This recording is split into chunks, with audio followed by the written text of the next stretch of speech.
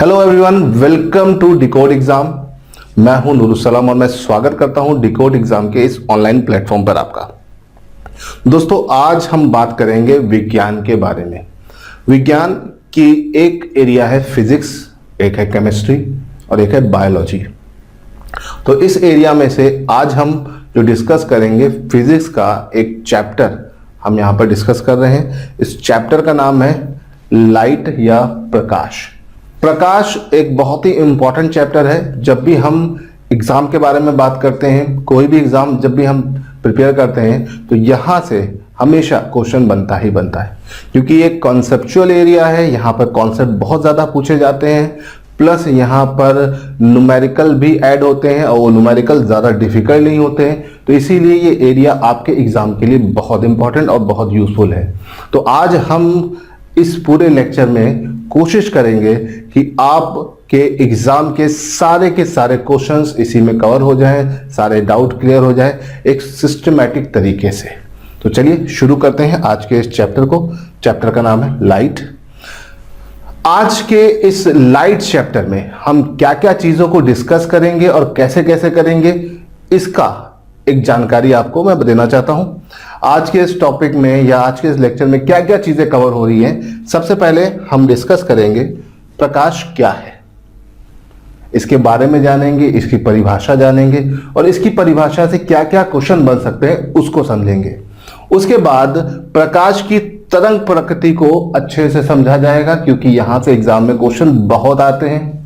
फिर हम उसी तरंग प्रकृति के अंदर प्रकाश का परावर्तन, पूर्ण आंतरिक परावर्तन और अपवर्तन को डिस्कस करेंगे और इसका जो यूज है हमारी डेली लाइफ में उसको जानेंगे और उसको समझेंगे।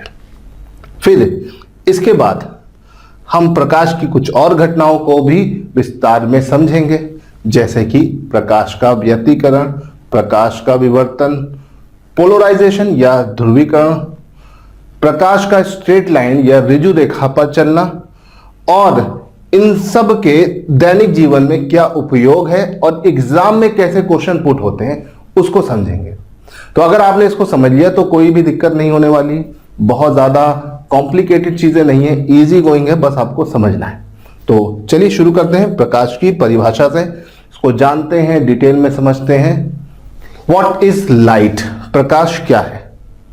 तो जब आपसे प्रकाश पूछा जाता है तो आप इसको अलग अलग तरीके से समझाने की कोशिश करते हो, जैसे कि प्रकाश वो जो हमें देखने में मदद करता है, प्रकाश एक प्रकार की ऊर्जा है, वगैरह वगैरह आप इसे बताते हो। हम यहां पे बात करते हैं तो व्हाट इज लाइट? प्रकाश क्या है? तो प्रकाश एक प्रकार की ऊर्जा है। क्या है? ऊर्जा। It is an form of energy. ठीक है, ये एक प्रकार की ऊर्जा है जो चीजों को देखने में हमारी मदद करती है।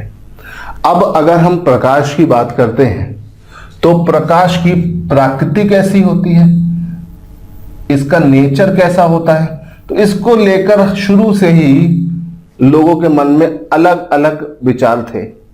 कुछ लोगों का कहना था कि भैया प्रकाश जो है कण के रूप में आगे बढ़ता है,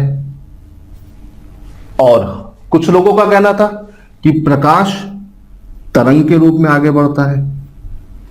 तो सबका अपना अपना मतभेद था। इस वजह से प्रकाश की हम प्रकृति कैसे बोलते हैं?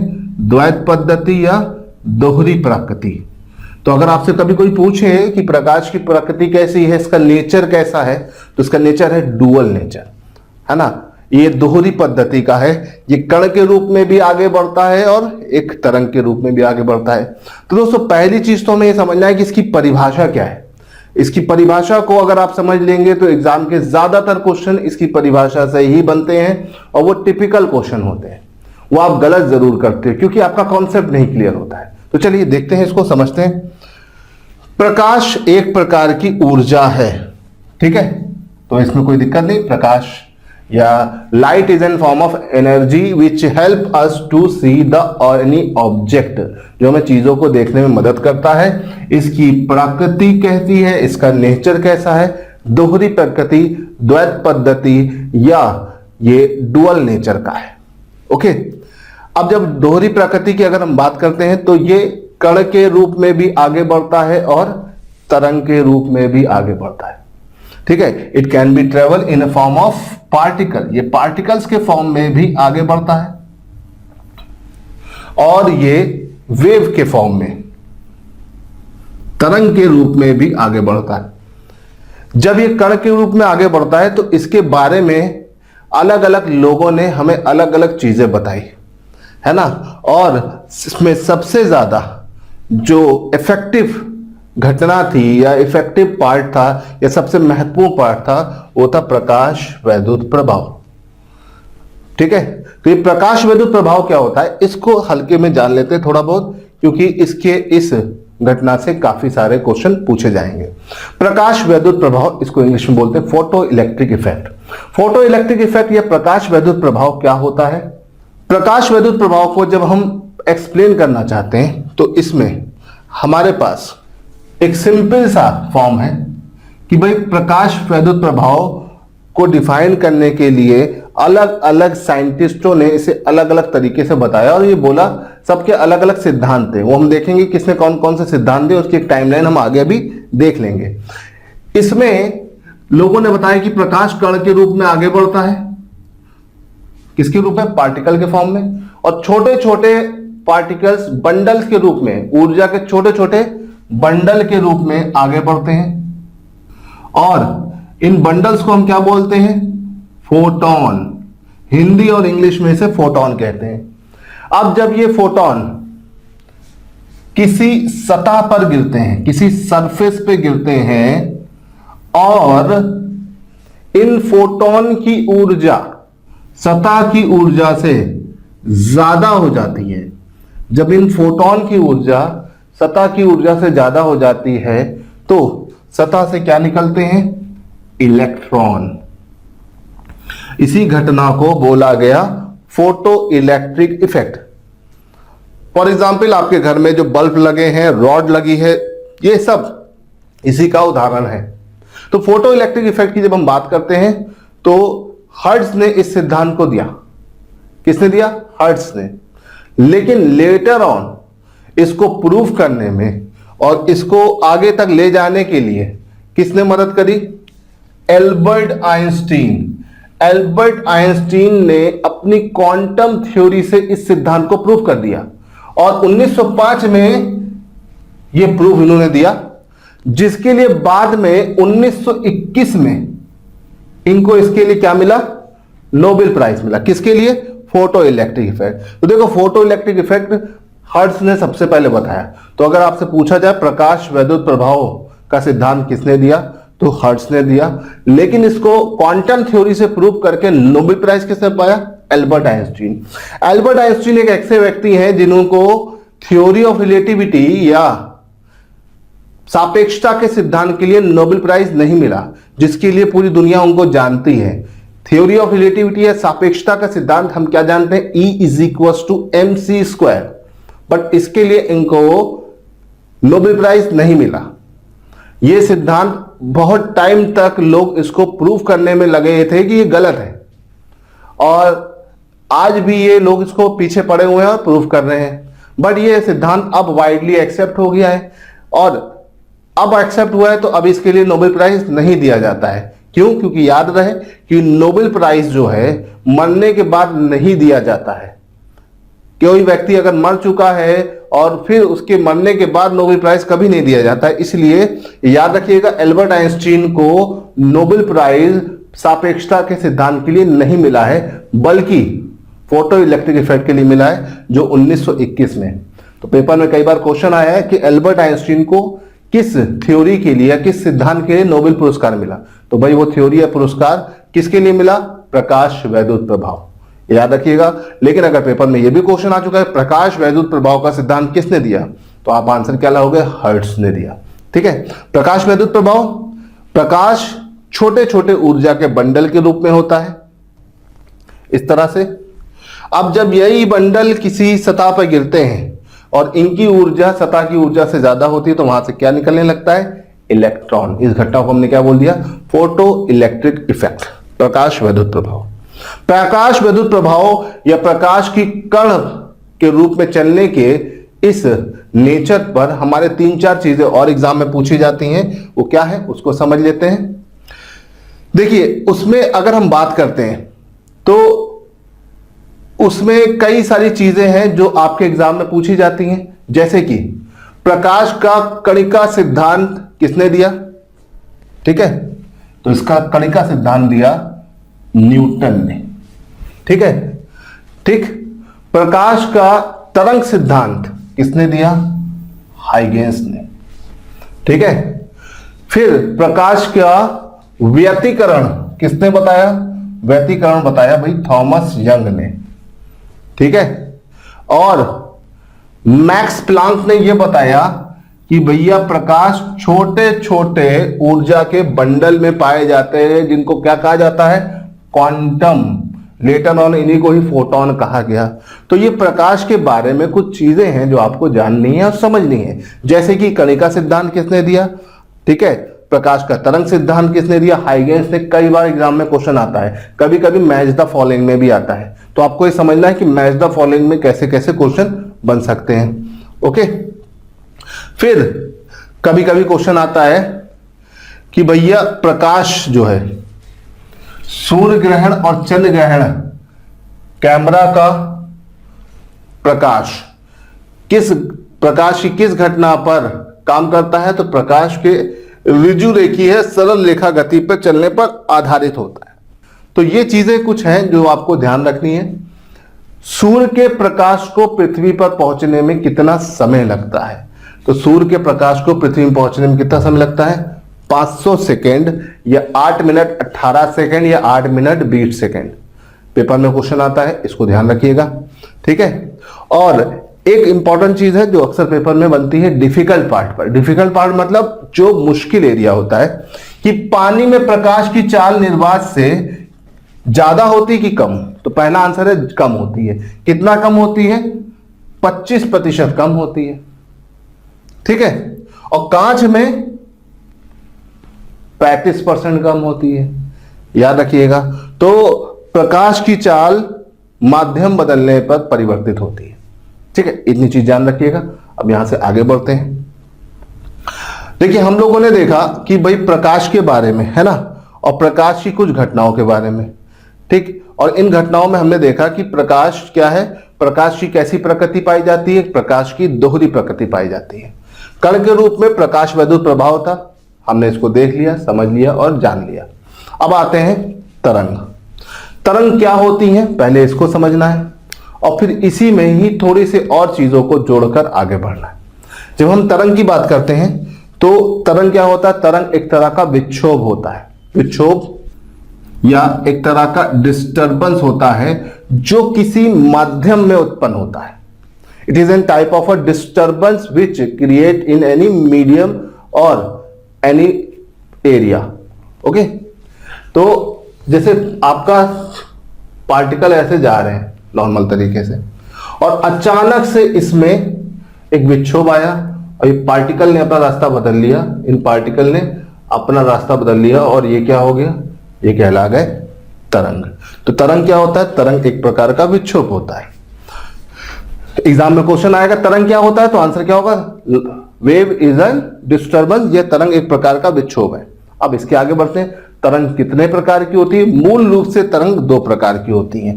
पहली आपकी यांत्रिक तरंगे जिनको हम मैकेनिकल वेव्स बोलते हैं, और दूसरी होती है वैद्युत चुंबकीय तरंगे या इलेक्ट्रोमैग्नेटिक वेव। ठीक है, तो आपके पास तरंग 2 प्रकार की होती है। ठीक, पहली कौन सी? मैकेनिकल, दूसरी इलेक्ट्रोमैग्नेटिक। मैकेनिकल वेव की जब हम बात करते हैं और इनको डिफाइन करने की कोशिश करते हैं तो बहुत आसान तरीके से मैं आपको बता रहा हूं। यांत्रिक तरंगे वो हैं जिनको आगे बढ़ने के लिए माध्यम चाहिए। वो तरंगे जिनको आगे बढ़ने के लिए माध्यम चाहिए वो कौन सी तरंगे हैं? यांत्रिक तरंगे। The wave which required medium to travel along is an mechanical wave. और इसी तरह से अगर हम बात करें वो तरंगे जिनको आगे बढ़ने के लिए माध्यम की जरूरत नहीं है वो कौन सी है? वैद्युत चुंबकीय तरंगे। The wave which does not require medium to travel along is known as electromagnetic wave. अब इनका उदाहरण क्या है? यांत्रिक तरंगों का उदाहरण सीधे सीधे हमारे पास आता है ध्वनि तरंगे। देखिए, ध्वनि को आगे बढ़ने के लिए माध्यम चाहिए। ध्वनि कभी भी निर्वात में नहीं चल सकती, वैक्यूम में नहीं चल सकती। लेकिन प्रकाश जो है, प्रकाश को आगे बढ़ने के लिए माध्यम की जरूरत है नहीं है। एग्जाम में क्वेश्चन आता है स्टेटमेंट के फॉर्म में, कथन के रूप में, तो आपको ध्यान रखना है प्रकाश को आगे बढ़ने के लिए माध्यम की जरूरत है कि नहीं है? नहीं है। प्रकाश एक प्रकार की विद्युत चुंबकीय तरंग है। तो याद रखिएगा, प्रकाश किस प्रकार की तरंग है? ये एक वैद्युत चुंबकीय तरंग है जिसको आगे बढ़ने के लिए माध्यम की आवश्यकता नहीं होती है। तो भाई देखिए, कण के रूप में प्रकाश की ज्यादा चीजों को एग्जाम में नहीं पूछा जाता है। ज्यादातर जो भी एग्जाम में क्वेश्चन बनते हैं वो प्रकाश के तरंग के गुणों से बनते हैं। तो प्रकाश एक प्रकार की तरंग है, इसको मानकर ही हम पूरा ये चैप्टर आगे यहां पर पढ़ेंगे और इसको समझेंगे। चलिए तो देखते हैं। तरंग हमने देख ली कि प्रकाश किस प्रकार की तरंग है? वैद्युत चुंबकीय तरंग है, जिसको आगे बढ़ने के लिए माध्यम की आवश्यकता नहीं होती है। अब क्वेश्चन आता है, क्या हम हर तरह के प्रकाश को देख सकते हैं? बिल्कुल नहीं। हम सिर्फ एक विशेष प्रकार के प्रकाश को देख सकते हैं जिसको हम बोलते हैं दृश्य प्रकाश। और अक्सर पेपर में क्वेश्चन आता है कि भैया दृश्य प्रकाश का परास कितना होता है? विजिबल लाइट की रेंज कितनी होती है? रेंज या परास जो होता है मतलब पैमाना, कहां से शुरू होकर कहां तक, इसे बोलते हैं परास, लिमिट, है ना।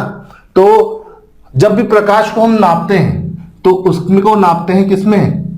वेव लेंथ में। किसमें नापते हैं? वेव लेंथ, जिसको हम बोलते हैं तरंग दैर्घ्य। कोई भी एक तरंग अपनी एक चक्कर को पूरा करने में जितनी दूरी तय करता है उसे उसकी तरंग दैर्घ्य बोलते हैं। और तरंग दैर्घ्य को हम हमेशा दूरी मानकर काम चलाते हैं। याद रखिएगा, तरंग दैर्घ्य बराबर क्या होता है? दूरी होता है ना। दूरी मतलब डिस्टेंस। ये डिस्टेंस काफी छोटी होती है, इसको ध्यान रखिएगा। और जितने भी हमारे पास लाइट है, लाइट को अगर हम देखते हैं तो लाइट में हम हर तरह की लाइट को नहीं देख सकते हैं। हम उसे एक निश्चित तरंग दैर्घ्य के परास में ही देख सकते हैं। और वो निश्चित तरंग दैर्घ्य का परास कितना होता है? वो होता है 400 से 800 नैनोमीटर, या 390 से 790 नैनोमीटर, या 400 से 790 नैनोमीटर। जो भी आपको पेपर में मिल जाए आप उसको लगा सकते हो। यहां पर देखो, यहां पर कई तरीके से ऑप्शन आते हैं पेपर में। पहला ऑप्शन आता है 3900 एंगस्ट्रॉम से 7900 एंगस्ट्रॉम, ठीक है। दूसरा आता है 390 नैनोमीटर से 790 नैनोमीटर, क्लियर। तीसरा आता है 3 × 10⁻⁻7 मीटर से 7.9 × 10⁻⁻7 मीटर। बात क्लियर है? इसको ध्यान रखिएगा। अब कन्वर्जन में एक एंगस्ट्रॉम बराबर कितना होता है? एक एंगस्ट्रॉम बराबर होगा 10⁻⁻10 मीटर, ठीक है। दूसरा, एक नैनोमीटर बराबर कितना होता है? 10⁻⁹ metre.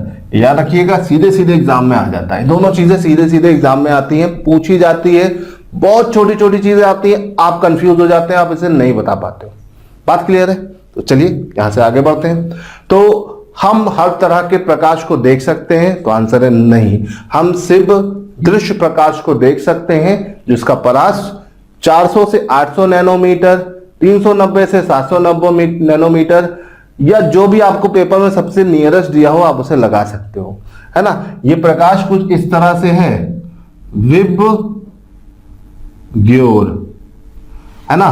Violet, indigo, blue, green, yellow, orange, red. लाल रंग इस तरंग दैर्घ्य पर होता है और बैगनी रंग इस तरंग दैर्घ्य के करीब होता है। तो इसी के बीच में हम प्रकाश देख सकते हैं। 400 नैनोमीटर से नीचे का प्रकाश हम नहीं देख सकते हैं। 400 नैनोमीटर तरंग दैर्घ्य से नीचे का प्रकाश हम नहीं देख सकते हैं। और इसमें कौन कौन से प्रकाश आते हैं भाई? इसमें आता है आपका यूवी रेस।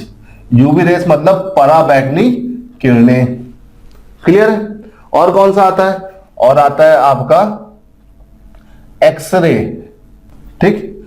और क्या आता है, और एक आता है आपका गामा रे। ये सब लघु तरंगों के उदाहरण हैं। तो अगर आपसे कोई पूछे कि भाई लघु तरंगे कौन कौन सी होती हैं, तो 3 तरह की लघु तरंगे हैं हमारे पास, यूवी, एक्सरे और गामा। ठीक। ये वो तरंगे हैं जो हम देख नहीं सकते, और लघु तरंगे होती है जिनकी तरंग दैर्घ्य 400 नैनोमीटर से कम होती है। अब वो तरंगे जिनकी तरंग दैर्घ्य 790 नैनोमीटर से ज्यादा होती हैं, प्रकाश की वो तरंगे जिनकी तरंग दैर्घ्य 790 नैनोमीटर से ज्यादा होती है, वो दीर्घ तरंगे या लॉन्ग वेव कहलाती है। उदाहरण के लिए भाई रेडियो तरंगे, रेडियो वेव, ठीक, माइक्रोवेव, और तीसरा कौन सा होगा, इंफ्रारेड। बात क्लियर है, इसको ध्यान रखिएगा।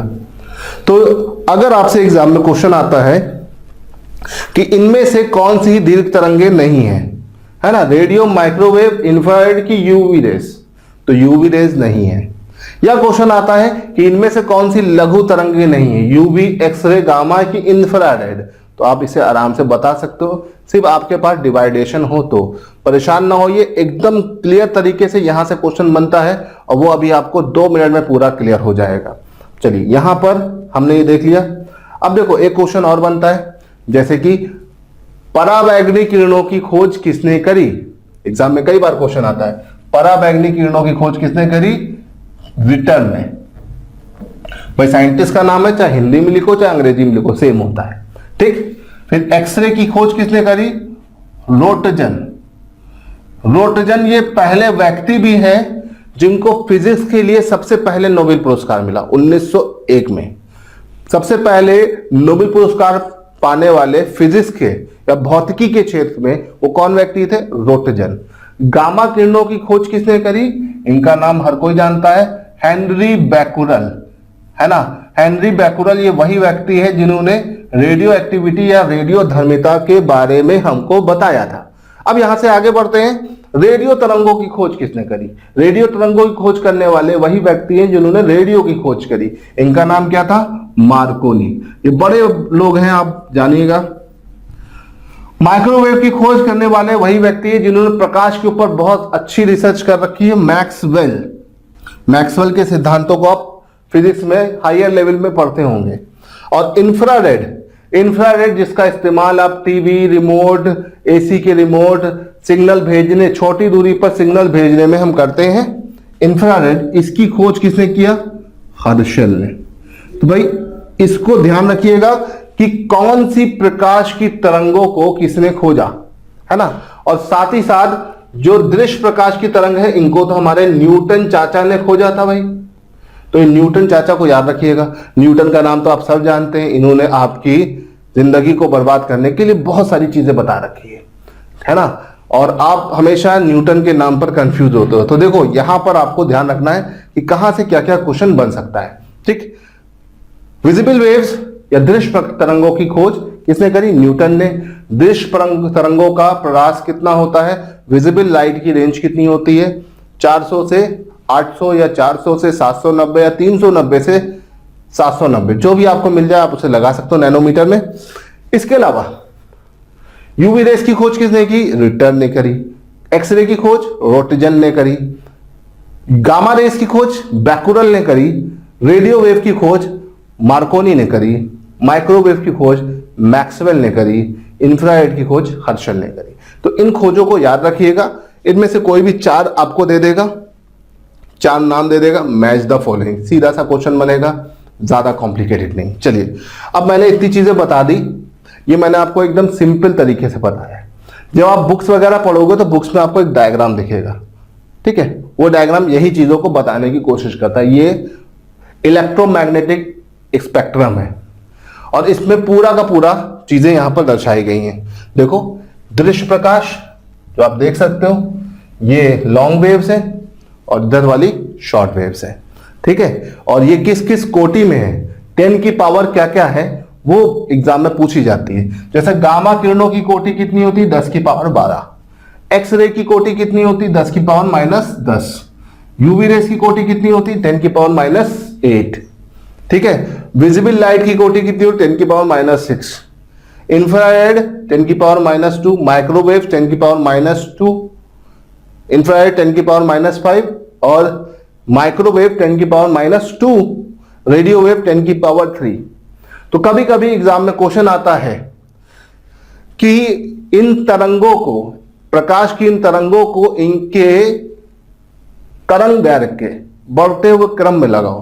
तो भाई देखो यही बढ़ता हुआ क्रम है पूरा, ये देखिए ऐसे मैंने एरो बना दिया, ये तरंग दैर्घ्य का बढ़ता हुआ क्रम है, सॉरी घटता हुआ क्रम है, ठीक है, ये तरंग दैर्घ्य का घटता हुआ क्रम है। तो अक्सर प्रकाश को उनकी तरंग दैर्घ्य के बढ़ते या घटते क्रम में लगाते हैं। तो सबसे ज्यादा तरंग दैर्घ्य किसकी है, रेडियो, फिर किसकी है, माइक्रो, फिर इंफ्रारेड, फिर विजिबल, फिर यूवी रेज, फिर एक्स रे, और सबसे कम तरंग दैर्घ्य किसकी है, गामा किरणों की। तो अगर तरंग दैर्घ्य के घटते हुए क्रम में लगाया जाए तो ये क्रम ऐसे ही लगेगा और अक्सर अरेंज करने को दे देता है। तो आप इसे याद रखिएगा, ये क्रम जरूर नोट कर लीजिएगा, अपने नोट्स को बनाते वक्त इसको लिखते जाइएगा, ठीक है। अब इससे आगे बढ़ते हैं। तो दूसरा क्वेश्चन क्या बनता है, एक तरंग दैर्घ्य होता है, दूसरा ऊर्जा होता है, ठीक है।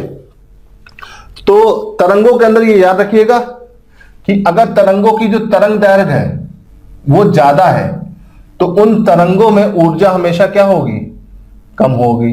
तो तरंग दैर्घ्य और ऊर्जा के बीच में कुछ इस प्रकार का संबंध होता है, जिस तरंग की तरंग दैर्घ्य ज्यादा होती है उसकी ऊर्जा कम होती है, और जिन तरंगों की ऊर्जा ज्यादा होती है उनकी तरंग दैर्घ्य या वेवलेंथ कम होती है। तो यहां पर अगर इन्हीं तरंगों को इनके ऊर्जा के घटते हुए क्रम में लगाने को बोलेगा तो क्या करोगे, आपको फिर रिवर्स ऑर्डर में जाना है, और फिर सबसे ज्यादा ऊर्जा इसमें किसकी हो जाएगी, गामा की, फिर एक्सरे की, फिर यूवी रेस की, फिर विजिबल या दृश्य प्रकाश की, फिर इंफ्रारेड, फिर माइक्रोवेव, फिर रेडियो वेव। तो जिसकी तरंग दैर्घ्य सबसे ज्यादा थी उसकी ऊर्जा सबसे कम हो जाएगी।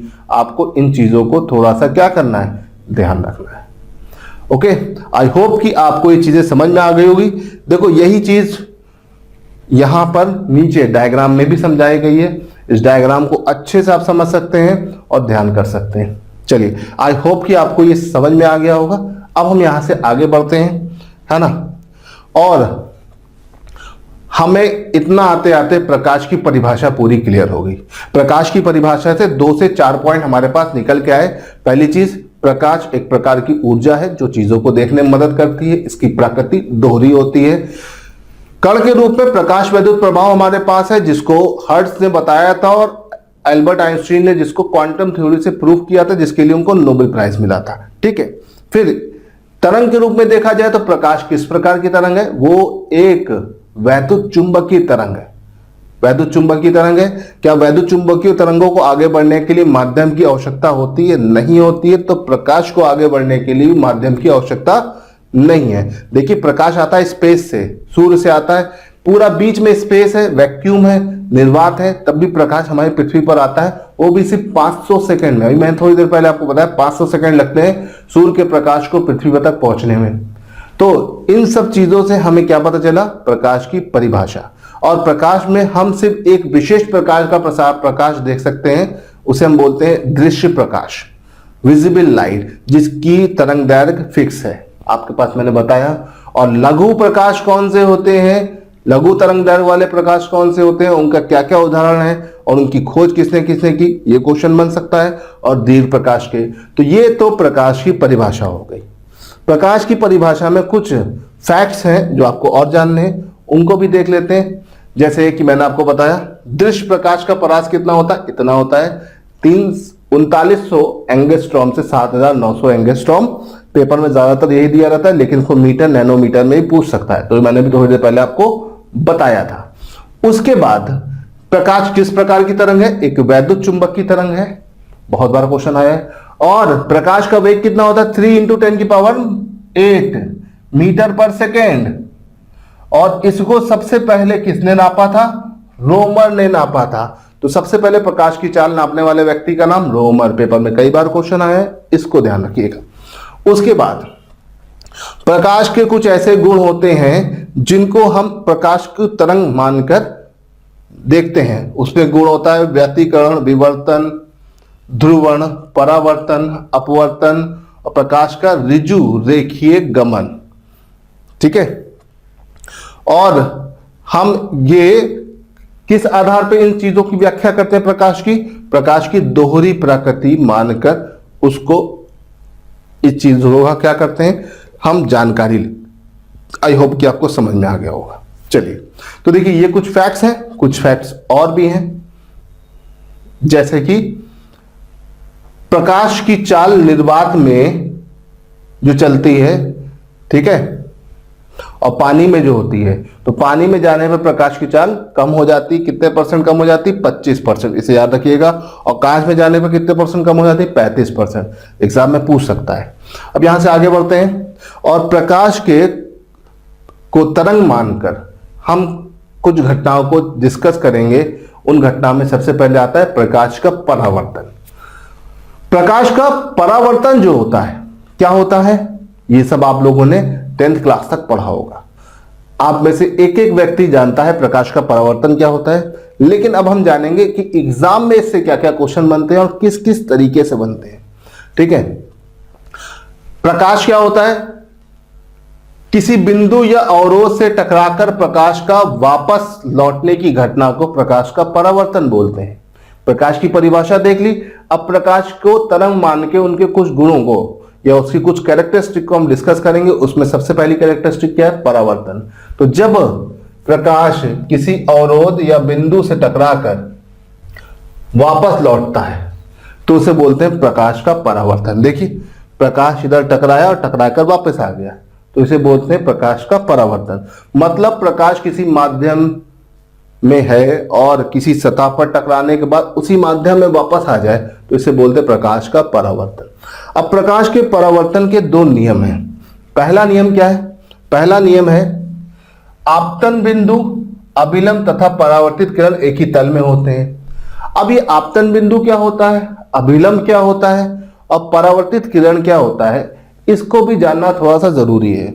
मुझे पता है कि ज्यादातर लोगों को इसकी जानकारी होगी, लेकिन जो लोग साइंस बैकग्राउंड के नहीं है या साइंस को सालों पहले छोड़ चुके हैं, उनके लिए मैं एक जल्दी से एक चीज बता देता हूं।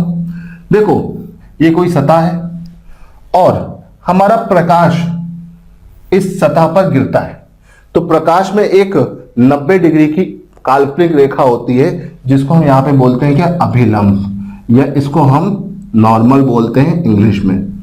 ठीक, अब जब प्रकाश किसी सतह पर गिरता है इस तरह से, तो इस प्रकाश की किरण को बोलते हैं आपतित किरण। क्या बोलते हैं? आपतित किरण। आपतित किरण या इंसिडेंट रे।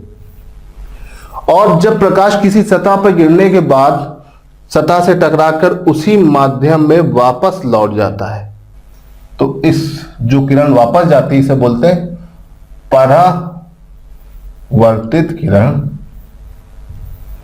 Reflected ray. और ये वाला एरिया जहां पर ये सब चीजें चल रही हैं, सतह को क्या बोलते हैं?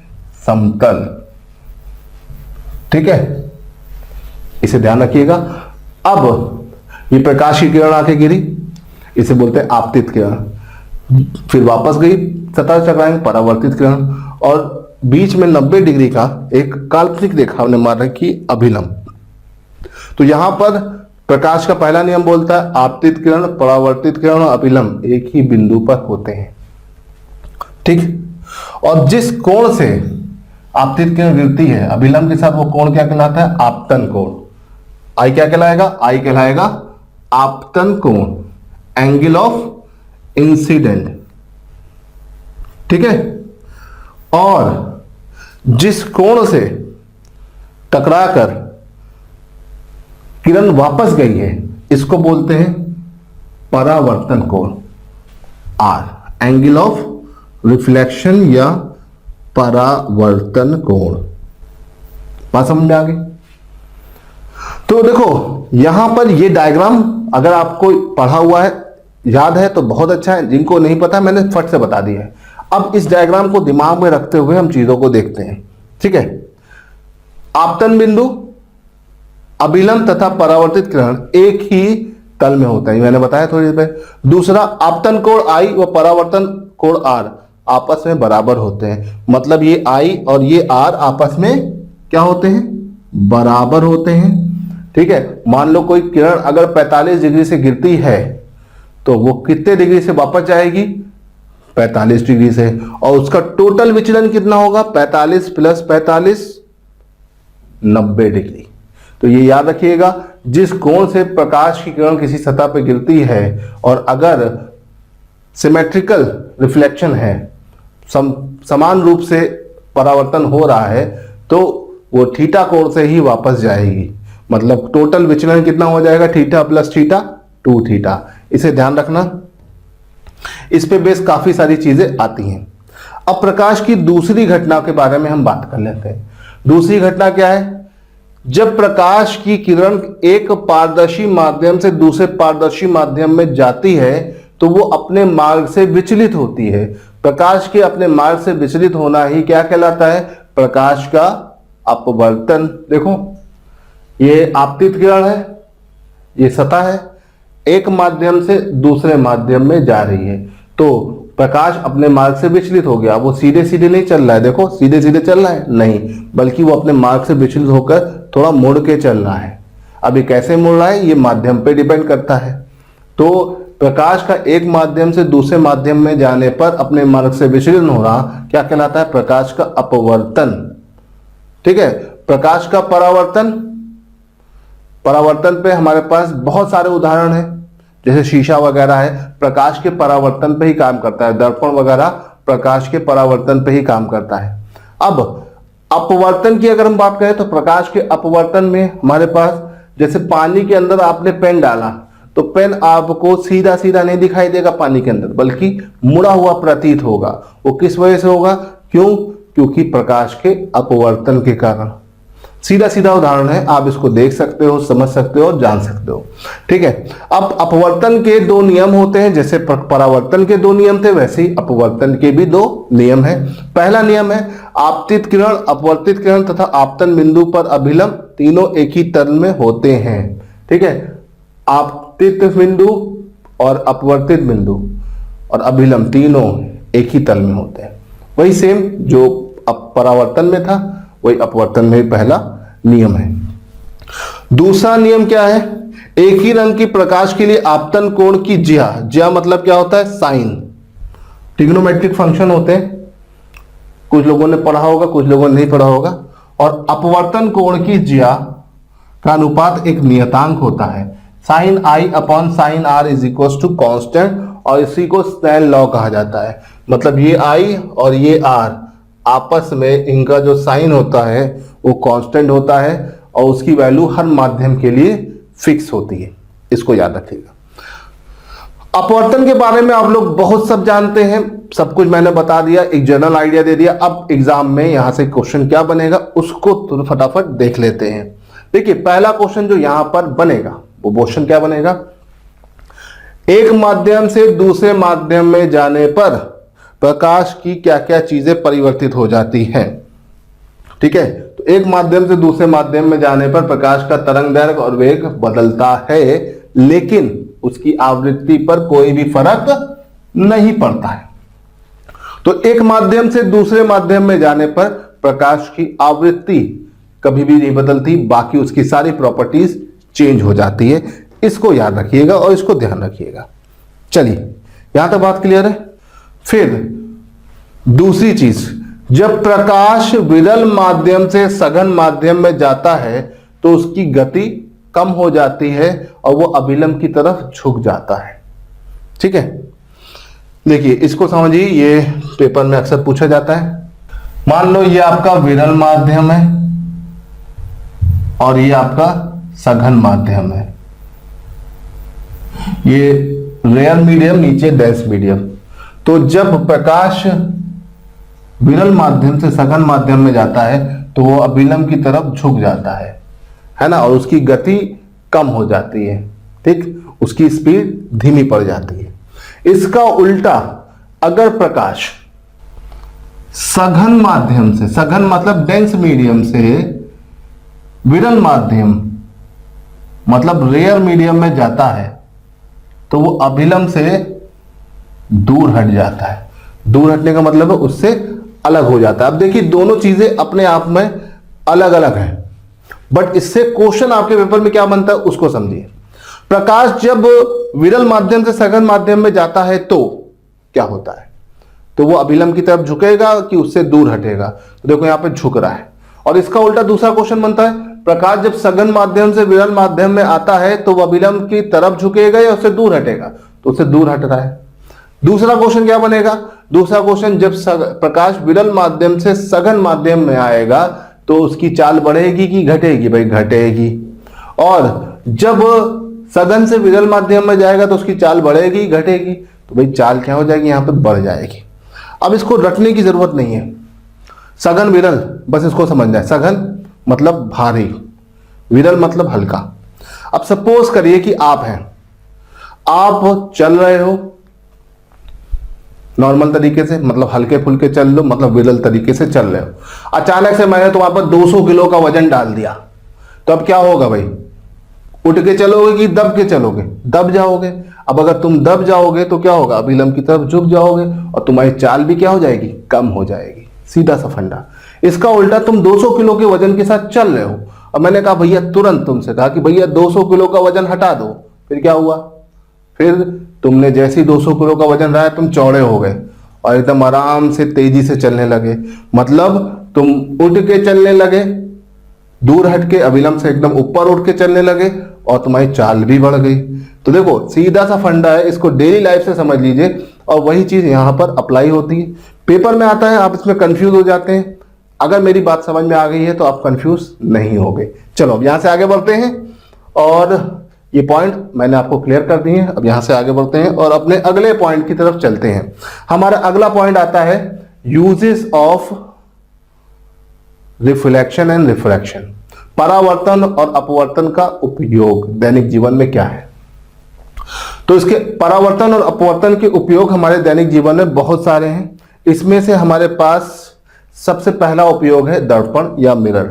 डेली लाइफ में यूज होने वाला सबसे कॉमन चीज है आपका। इसको देखे बगैर आप घर से बाहर नहीं निकलते हो, है ना। कुछ लोग तो 10-10, 8-8 घंटा इसको देखा करते हैं, है ना। बिना इसको देखे आपको मजा नहीं आता है। और जो जिस एज में आप हैं, तैयारी करने की उम्र में जो आप हैं, उसमें तो आप इस चीजों से दूर रहना आपके लिए बेहतर है, क्योंकि इसके सामने खड़े होने का मतलब है 2 से 4 घंटा वेस्ट कर देना। अब आज के टाइम में लोग मिरर कम, मोबाइल का फ्रंट कैमरा ज्यादा यूज कर रहे हैं, वो भी मिरर की तरह यूज हो रहा है। तो मिरर क्या होता है भाई? दर्पण। दर्पण एक कांच का टुकड़ा होता है। क्या होता है? कांच का टुकड़ा, जिसके ऊपर हम कोटिंग कर देते हैं। कोटिंग मतलब उसके ऊपर परत चढ़ा देते हैं। परत किस चीज की चढ़ाते हैं? उसमें 2 लेयर होती है। बाहर की तरफ रेड ऑक्साइड की होती है। रेड ऑक्साइड बाहर से देखते हो ऑरेंज रेड कलर का होता है, और अंदर की तरफ उसमें परत होती है सिल्वर नाइट्रेट की। सिल्वर नाइट्रेट की अंदर की तरफ परत क्यों चढ़ाते हैं? ताकि जब प्रकाश उस पर गिरे तो उसका अच्छा सा परावर्तन हो। ठीक है। तो आपका कांच क्या होता है? दर्पण क्या होता है? दर्पण एक प्रकार का कांच होता है जिस पर हम परत चढ़ाते हैं। अंदर की तरफ की परत पर सिल्वर नाइट्रेट होता है और बाहर की तरफ क्या होता है? रेड ऑक्साइड होता है। और हम अंदर की तरफ सिल्वर नाइट्रेट क्यों चढ़ाते हैं? ताकि प्रकाश का अच्छा परावर्तन हो, पूरा परावर्तन हो। इसको ध्यान रखिएगा। बात क्लियर है? तो भाई दर्पण ये होता है। और दर्पण कितने प्रकार के होते हैं? 2, समतल और गोलीय दर्पण। समतल दर्पण घरों में इस्तेमाल होने वाला, डेली लाइफ में सबसे ज्यादा इस्तेमाल होने वाला दर्पण है। आप जहां भी जाओगे समतल दर्पण आपको ज्यादा मिलेगा। और जब हम गोलीय दर्पण की बात करते हैं तो भाई ये गोल होता है और जिस तरफ इसको पॉलिश कर लो उस हिसाब से इसका नाम बन जाता है। अगर आप इसके अंदर वाले हिस्से पर, ऐसा गोल है, अब अगर आपने इसके अंदर वाले हिस्से पर पॉलिश कर लिया तो ये हो जाएगा उत्तल दर्पण। और अगर आपने इसके बाहर वाले हिस्से पर पॉलिश कर दिया तो ये हो जाएगा अवतल दर्पण। होता एक ही है, गोल, लेकिन जिधर आप पॉलिश करते हो उसी हिसाब से दर्पण बन जाता है। तो गोलीय दर्पण आपके पास कितने तरह के होते हैं? 2, उत्तल अवतल, कॉन्वेक्स कॉनकेव। आई थिंक कि आपको ये समझ में आ गया होगा। अब देखो यहां से एग्जाम में अक्सर क्वेश्चन बनता है और कई तरह के अलग अलग क्वेश्चन बनते हैं। तो चलिए एक एक करके हमें एक एक मिरर को देखना है। पहले हम गोलीय मिरर को देखेंगे, फिर उत्तल फिर अवतल, और इसी के साथ इस सारी चीजों को समझते हुए चलेंगे। तो समतल दर्पण क्या होते हैं? समतल दर्पण देखिए कुछ इस तरह से होते हैं। समतल दर्पण में जो भी वस्तु होती है उसका सेम प्रतिबिंब वहां पे बनता है, लेकिन वो उल्टा बनता है। उल्टा बनने का मतलब है दायां हाथ देखोगे तो उसमें बायां दिखाई देगा, बायां हाथ देखोगे तो उसमें दायां दिखाई देगा, है कि नहीं? तो इसमें क्या होता है, प्रतिबिंब आपका रिवर्स ऑर्डर में बनता है ना, और सेम साइज में बनता है समतल दर्पण में। समतल दर्पण में कुछ खास बात है। पहली चीज, इसकी फोकस दूरी अनंत होती है। कितनी होती है? अनंत। फोकस दूरी और लेंस की या कांच की या फिर मिरर की क्षमता के बीच में संबंध होता है, उन दोनों के बीच में रेसिप्रोकल रिलेशनशिप होता है। अगर फोकस दूरी अनंत है तो लेंस की क्षमता कितनी होगी? 0। और इसका मात्रक क्या होता है? डायोप्टर। तो अक्सर एग्जाम में क्वेश्चन आता है कि डायोप्टर किसका मात्रक है? तो डायोप्टर लेंस की क्षमता का मात्रक है, और कांच भी एक तरह का लेंस है, दर्पण भी एक तरह का लेंस होता है ना, क्योंकि हम इसमें कोटिंग करते हैं तो इसकी भी क्षमता सब चीजें होंगी। क्लियर है? तो भाई इसकी फोकस दूरी अनंत होती है और इसकी क्षमता या पावर कितनी होती है? 0 डायोप्टर होती है। अब अगर हम बात करते हैं कि किसी दर्पण में अगर कोई व्यक्ति h ऊंचाई का है और उसे अपने दर्पण में अपनी पूरी हाइट को देखना है, तो दर्पण कम से कम कितनी ऊंचाई का होना चाहिए? कम से कम, ज्यादा ज्यादा नहीं, कम से कम। तो उसकी ऊंचाई के आधा। उदाहरण के रूप में मैं 6 फुट का हूं, तो अगर मुझे अपनी पूरी इमेज किसी दर्पण में, समतल दर्पण में देखनी है, तो समतल दर्पण की ऊंचाई कम से कम कितनी होनी चाहिए? 3 फीट। और अगर हमारे पास 10 फीट का दर्पण है, तो हम इससे अधिकतम कितनी ऊंचाई की वस्तु देख सकते हैं? 20 फीट की। तो देखो ये उल्टा सीधा रिलेशन आप कर सकते हो और इसे बना सकते हो, इसको ध्यान कर सकते हो। आई होप कि आपको समझ में आ गया होगा। यहां तक क्लियर है? फिर अगर किसी दर्पण को थीटा कोण से घुमाया जाए तो परावर्तित किरण कितना घूमेगी? 2 थीटा। ये कई बार पेपर में आया है, एज इट इज आया है, आपको ये याद रखना है ना। अभी मैं थोड़ी देर पहले बताया आपतित किरण और परावर्तित किरण बराबर होती है, तो अगर थीटा डिग्री से आ रहा है तो घूमेगा भी कितने का? थीटा। थीटा प्लस थीटा कितना हो गया? विचलन तो था, टोटल कितना हो गया? पूरा विचलन हो गया 2 गुने का। तो इसको भी आपको ध्यान रखना है। ठीक। तीसरी चीज जो इसमें और हमें जाननी है वो ये जानना है कि अगर कोई मिरर के सामने हम खड़े हुए हैं, किसी दर्पण के सामने हम खड़े हुए हैं, ठीक है, ये हमारे पास एक दर्पण है, इसके सामने मिस्टर एक्स खड़े हुए हैं, है ना, और मिस्टर एक्स इससे अगर डी दूरी पर खड़े हैं, कितनी दूरी पर? डी दूरी पर खड़े हैं, तो मिस्टर एक्स की अंदर दर्पण में प्रतिबिंब कितनी दूरी पर बनेगा? डी दूरी पर बनेगा। कितनी दूरी बनेगा? डी दूरी पर बनेगा। इसे ध्यान रखिएगा, कितनी दूरी बनेगा? डी। तो टोटल दूरी कितनी हो जाएगी? 2 गुनी। तो अगर मैं किसी दर्पण के सामने 10 मीटर पे खड़ा हूं तो मेरा प्रतिबिंब अंदर दर्पण से कितनी दूरी बनेगा? 10 मीटर पर, और मेरे प्रतिबिंब के बीच की दूरी कितनी हो जाएगी? 20 मीटर। और इस पर बेस्ड क्वेश्चन बनता है, कई तरह के बनते हैं, हम लोग इस क्वेश्चंस को डिस्कस करते हुए चलेंगे। देखो जैसे कि क्वेश्चन आता है कि राहुल दर्पण के सामने 10 मीटर पे खड़ा है। कितने मीटर पे खड़ा है? 10 मीटर पर, ए बिंदु पर। अचानक से वो दर्पण की तरफ 6 मीटर चल जाता है। कितने मीटर चल जाता है दर्पण की तरफ? 6 मीटर। और पहुंचता है कहां पर? बी बिंदु पर। फिर वहां से फिर ये चलता है पीछे की तरफ 2 मीटर और पहुंचता है सी बिंदु पर। तो अब राहुल और उसके बने हुए प्रतिबिंब के बीच की दूरी कितनी होगी? सिंपल सा क्वेश्चन होता है, लेकिन इसमें लैंग्वेज इतनी ज्यादा घुमावदार होती है कि आप इसे समझ नहीं पाते हैं। उसी लैंग्वेज को मैंने थोड़ा सा बना के बताया है। अब देखो राहुल 10 मीटर दूर है, अब वो 6 मीटर बढ़ा, तो अब यहां से इसकी दूरी कितनी होगी? 4 मीटर। ठीक है, अब ये 2 मीटर और गया तो टोटल दूरी कितनी होगी? 6 मीटर। तो अब राहुल दर्पण से कितने मीटर दूर पर है? 6 मीटर दूरी पर है। तो अगर वो 6 मीटर पे है तो उसका प्रतिबिंब अंदर कितना बनेगा? 6 मीटर। तो उसके और उसके प्रतिबिंब के बीच की दूरी कितनी होगी? 12 मीटर। तो इस तरह के घुमावदार क्वेश्चन बनते हैं जिसमें कुछ नहीं होता है, सिर्फ लैंग्वेज होती है। और अगर एक बार लैंग्वेज को अगर आपने समझ के दिमाग में सेट कर रखा है तो आप इसमें बिल्कुल भी कंफ्यूज नहीं होगे। चलो यहां तक बात क्लियर है।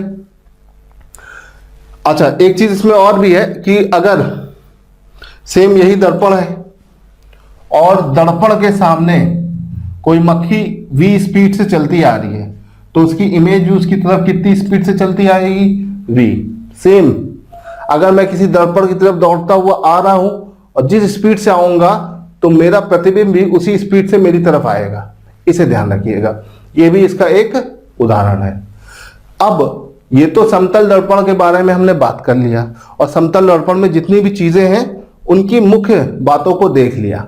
समतल दर्पण ज्यादातर कहाँ यूज होते हैं? घरों में, और इनका उपयोग और भी बहुत सारी जगहों में होता है। कुछ जगहों का उदाहरण हम आज डिस्कस करेंगे और उनको जानेंगे कि समतल दर्पण से हमारे डेली लाइफ में कहां कहां यूज हो सकता है और इससे एग्जाम में क्या क्या क्वेश्चन बन सकते हैं। पहला उदाहरण है बहुरूपदर्शी, इंग्लिश में बोलते हैं कैलिडोस्कोप। जैसा कि आप देख रहे हैं, कैलिडोस्कोप जो होता है एक ट्रायंगुलर शेप का ऐसा डब्बा होता है इस तरह का। इसमें अंदर 3 दर्पण लगे होते हैं जो तीनों एक दूसरे से 60 डिग्री के कोण पर होते हैं, और जब इसके पीछे कलरफुल कागज लगा होता है और जब आप उस डब्बे के अंदर से घुमा घुमा के देखते हो तो इस तरह का रंग बिरंगा पैटर्न बनता है और बच्चों को खेलने में बहुत काम आता है, बच्चों का टाइम पास करने में काम आता है, ताकि बच्चे माँ बाप को ज्यादा डिस्टर्ब ना करें और अपना खेलते रहें। तो उसलिए ये कैलिडोस्कोप को बनाया गया। और कैलिडोस्कोप जो होता है इसमें कितने समतल दर्पण यूज होते हैं? 3। ये एग्जाम में क्वेश्चन आ चुका है, इसे ध्यान रखिएगा।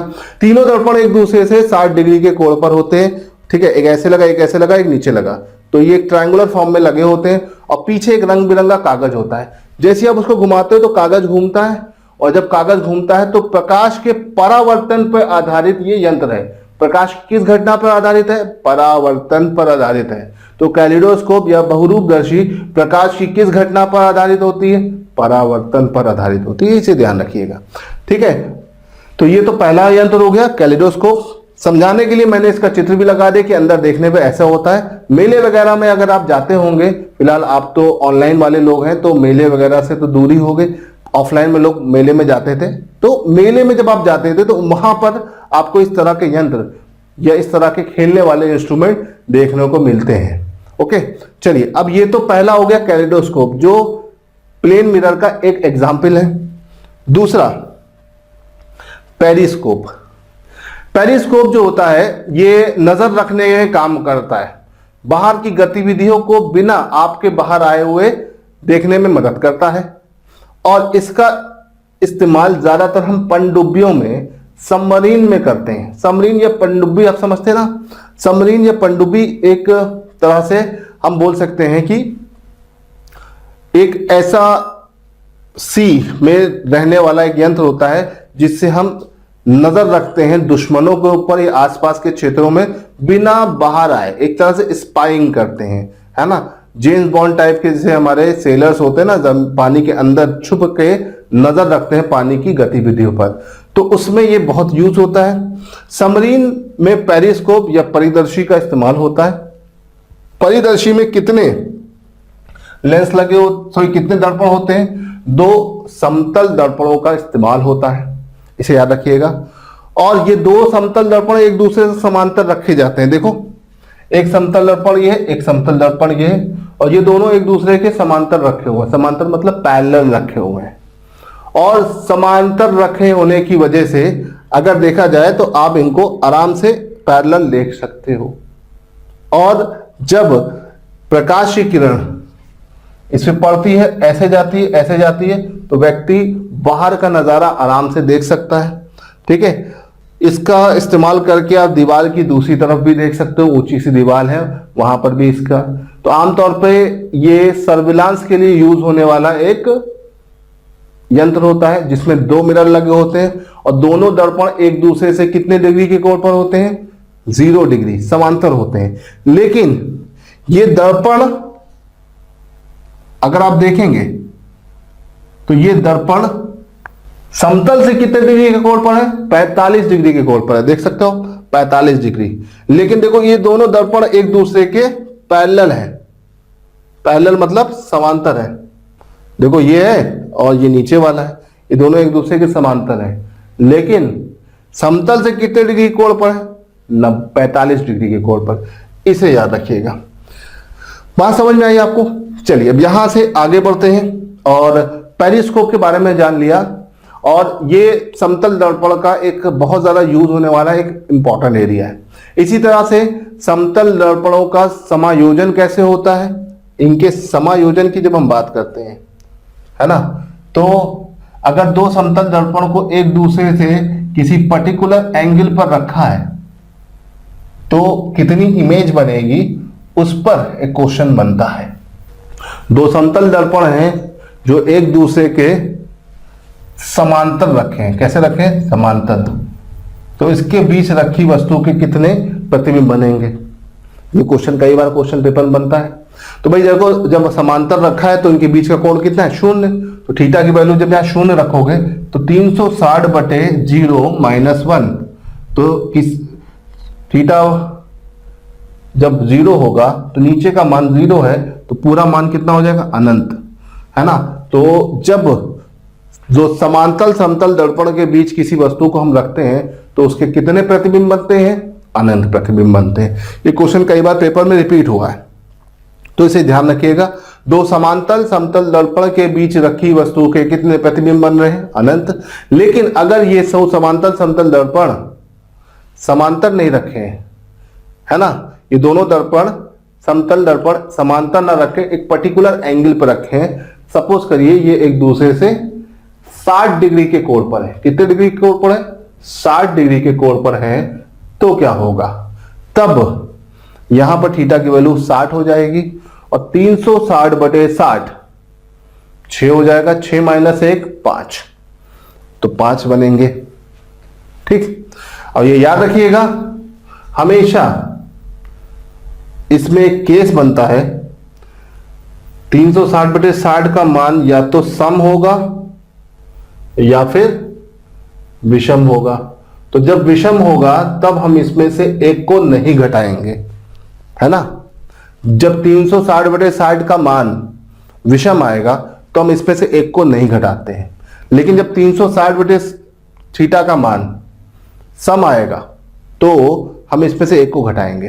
तो ये एक हम हर बार नहीं घटाते हैं, हम किसके ऊपर डिपेंड करते हैं? इस पूरे मान के ऊपर। अगर ये मान सम आ रहा है तो एक घटाओगे और फिर आंसर निकालोगे। अगर ये मान विषम आ रहा है तो एक को घटाने की जरूरत नहीं है। ठीक है, फिलहाल ये टेक्निकल एरिया है, आप इसको ध्यान रखो। पेपर में वैसे ये क्वेश्चन अभी जल्दी बना नहीं, लेकिन जानकारी के लिए उन्होंने बता दिया है, क्योंकि बहुत सारे लड़कों के मन में ये ख्याल आता है, क्योंकि आप जब किताब पढ़ोगे तो वहां पर ऐसी चीजें लिखी रहती हैं और आप उससे कंफ्यूज हो जाते हो। चलिए यहां से आगे बढ़ते हैं। ये तो बात हो गई पेरिस्कोप की। अब आते हैं स्फेरिकल मिरर, है ना, गोलीय दर्पण। गोलीय दर्पण हमारे पास दो तरह के हैं, अवतल उत्तल। ठीक है, अवतल उत्तल में हमें सबसे पहले क्या देखना है? इनका रे डायग्राम। देखो, अवतल में आप आराम से देख सकते हो कि प्रकाश की जब किरणें आती है तो एक बिंदु पर क्या हो जाती है? संकेंद्रित हो जाती है। क्या हो जाती है? संकेंद्रित। ठीक है, और उत्तल में क्या होता है? जब प्रकाश की किरण इस पर पड़ती है तो वो विकेंद्रीकृत हो जाती है। क्या हो जाती है? विकेंद्रित हो जाती है। ठीक है, तो ये पहली चीज आपको याद रखनी है कि इसमें प्रकाश की किरण एक बिंदु पर आकर मिल रही है और किसमें एक दूसरे से दूर जा रही है। ठीक, और दूसरी चीज, कौन वस्तु के प्रतिबिंब को बड़ा करेगा और कौन वस्तु के प्रतिबिंब को छोटा करेगा। तो याद रखिएगा, जब भी प्रकाश की किरणें एक बिंदु पर आके मिलती हैं तो उसके सामने हमेशा वस्तु का प्रतिबिंब बड़ा होता है। तो यहां पर क्या होगा? यहां पर अगर अवतल दर्पण के सामने आप किसी वस्तु को रखोगे तो उसका प्रतिबिंब कैसा हो जाएगा? बड़ा हो जाएगा। इसका उल्टा, उत्तल दर्पण के सामने अगर रखोगे तो वस्तु का प्रतिबिंब कैसा हो जाएगा? छोटा। तो उत्तल दर्पण हमेशा वस्तु के प्रतिबिंब को क्या करता है? छोटा कर देता है। अवतल दर्पण क्या करता है? बड़ा कर देता है। ठीक है, इसको थोड़ा सा ध्यान रखिएगा। चलिए अब यहां से आगे बढ़ते हैं और कुछ चीजों को समझते हैं, जानते हैं और इनके उपयोगों को समझते हैं। सबसे पहले आता है अवतल दर्पण। अवतल दर्पण हमेशा वस्तु के प्रतिबिंब को बढ़ा कर देता है, तो इसका इस्तेमाल हम ज्यादातर कहां करते हैं, ठीक है, दाढ़ी बनाने में। ठीक है, नाई के पास जाते हो, ठीक, नाई के पास चारों तरफ दर्पण लगे होते हैं, और वहां भी क्यों जाते हो, घर पे भी बना सकते हो आप लोग, लेकिन वहां क्यों जाते हो, वहां इसलिए जाते हो, वहां पर क्लियरिटी बहुत होती है। क्यों क्लियरिटी होती है, क्योंकि वहां पर अवतल दर्पण यूज होता है और आपका प्रतिबिंब आपको बड़ा बड़ा दिखाई देता है। तो जब आप दाढ़ी बनवाते हो तो आपको एक एक चीज एकदम क्रिस्टल क्लियर दिखाई देती है ना। बाल कटवाते हो तो कहीं पर छोटा बड़ा ना रह गया हो, उसको एकदम पता चल जाता है। इसी तरह से आप ब्यूटी पार्लर जाते हो, ठीक है, महिलाएं ब्यूटी पार्लर जाती हैं, अब तो पुरुष भी जाने लगे हैं। तो अभी क्या होता है, ब्यूटी पार्लर गया, आपने पूरा मेकअप थोप लिया, है ना, और कहीं से अगर काला काला दिख रहा है, अंदर का कलर दिख रहा है, तो वो ना दिखे, इसीलिए वहां पर कौन सा मिरर यूज होगा, आपका अवतल दर्पण, ताकि सब बराबर से पुता हुआ दिखाई दे। ठीक है, तो आपको ये ध्यान रखना है कि कहीं पर भी आप सौंदर्य के कार्य में जा रहे हैं, चाहे आप बार्बर की शॉप पे जा रहे हो, चाहे ब्यूटी पार्लर जा रहे हो, मेंस पार्लर जा रहे हो, चाहे लेडीज पार्लर जा रहे हो, वहां पर कौन सा मिरर यूज हो रहा है, कॉनकेव मिरर या अवतल दर्पण। फिर दूसरे नंबर पे आता है गाड़ी की हेडलाइट।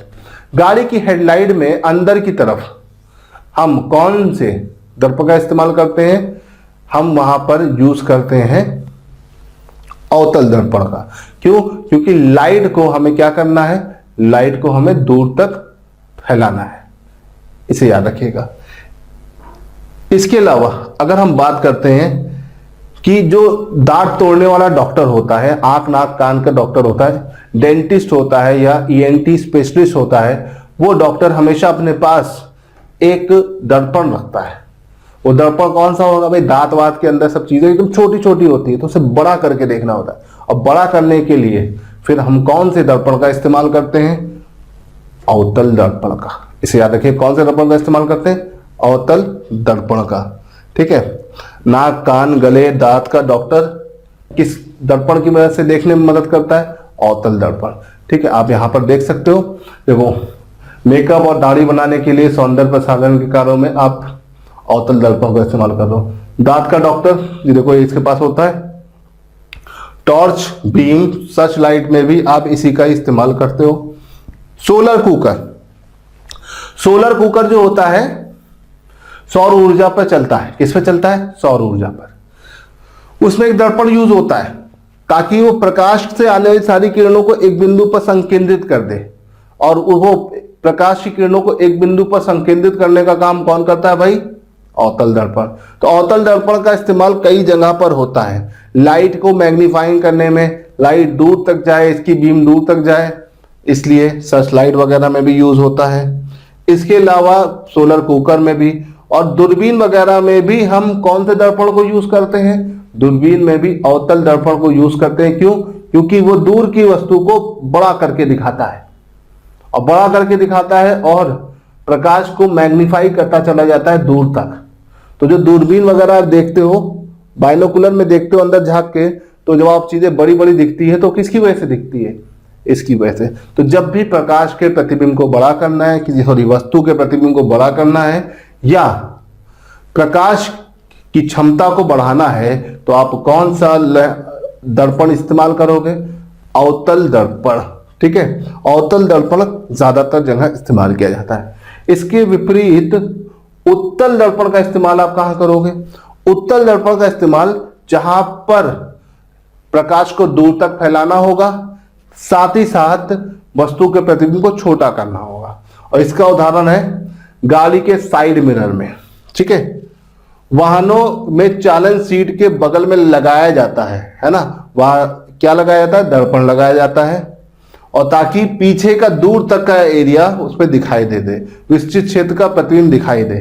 क्यों, क्योंकि जब गाड़ी चला रहे होते हो तो आगे का तो आपको एकदम क्लियर दिखाई देता है, लेकिन पीछे से कौन कितनी स्पीड से आया, ठोक के चला गया, पता नहीं चलता है। इसीलिए साइड मिरर लगा होता है ताकि पीछे का आदमी दूर तक दिखाई दे, है ना। अब अगर दूर तक नहीं दिखाई देगा तो आपको पहले से अंदाजा नहीं होगा कि भैया कौन कितनी स्पीड से आ रहा है। तो इसीलिए गाड़ी के साइड मिरर में कौन से मिरर को इस्तेमाल करते हैं, उत्तल। साथ ही साथ सड़कों पर लगे परावर्तक लैंपों में उत्तल दर्पण का प्रयोग किया जाता है। सड़कों पर हो गया या पहाड़ी इलाकों में हो गया जहां पे तीक्ष्ण मोड़ होता है, तो वहां पे एक्सीडेंट बहुत होता है।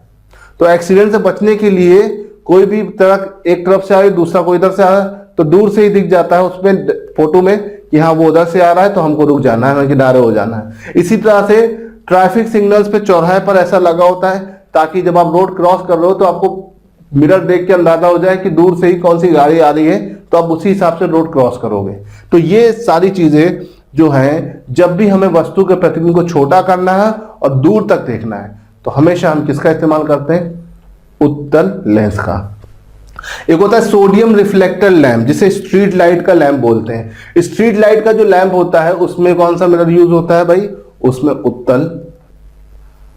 कौन सा दर्पण यूज होता है? तो उत्तल दर्पण यूज होता है। तो आपको याद रखना है कि कौन सा दर्पण कहां पर इस्तेमाल हो रहा है ना। डेंटिस्ट कौन करेगा? डेंटिस्ट चीजों को बड़ा करता है, बड़ा करने वाले लेंस को इस्तेमाल, मिरर का इस्तेमाल करेगा तो अवतल दर्पण।